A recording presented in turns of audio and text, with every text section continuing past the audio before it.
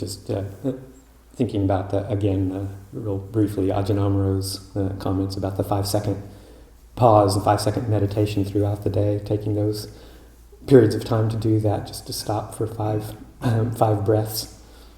And I was having yesterday when I was doing some practice up in my kuti in the afternoon, I was having a busy period of thinking too much about something. And I thought, I just need to take a pause from this meditation here. Count my breath for five breaths. Give myself a bit of a break. It's a very useful concept even during meditation. But also just reflecting on the importance of continuity of practice throughout the day, not just restricting our quote-unquote practice to formal periods of meditation, and kind of blending the inner work that we do with the outer work that we do, because they go back and forth and support each other. Roughly speaking, the inner work is our reflection and our meditation and our consideration of aspects of the teachings, the Dhamma practice, if you will, the outer form of how we conduct ourselves, our life in terms of activity and speech. It's kind of the Vinaya, the outer form, the outer structure. And of course, these two go hand in hand, and it's like the samatha vipassana image of two ends of the same stick. So the Dhamma and the Vinaya are also two ends of the same stick.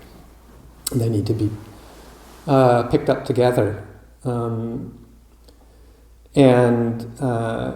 Throughout the workday, we are doing our various activities and duties, but really keeping care around our outward expressions, so that we're, it's particularly, of course, in terms of speech, that doorway is one where it's easy to get into trouble and cause regret later on. So we're closely monitoring that doorway and how it affects ourselves and how it affects others when we kind of say something without due consideration.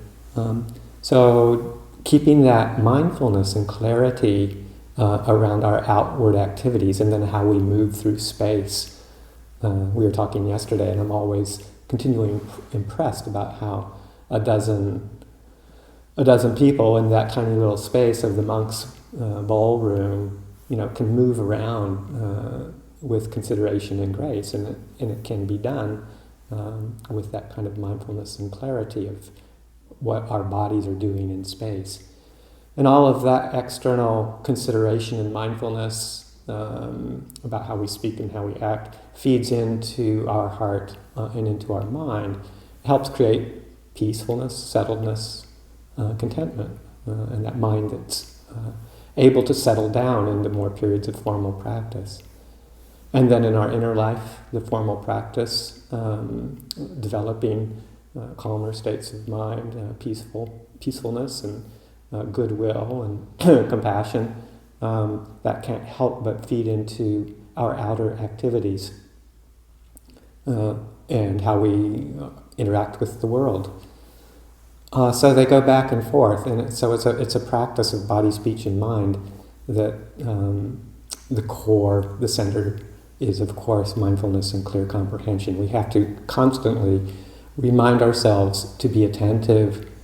What's happening in our mind, what's happening with our body, and to not just know what's happening, but to steer it in skillful ways, so that the ways we act, the ways we speak, the ways we reflect and think, all moving towards being in harmony with each other. And that's the full path. That's developing the path in its completeness at the same time. It's not segmenting it into periods of time, or waiting until the afternoon to do the real practice up in my kuti, or however you might frame that.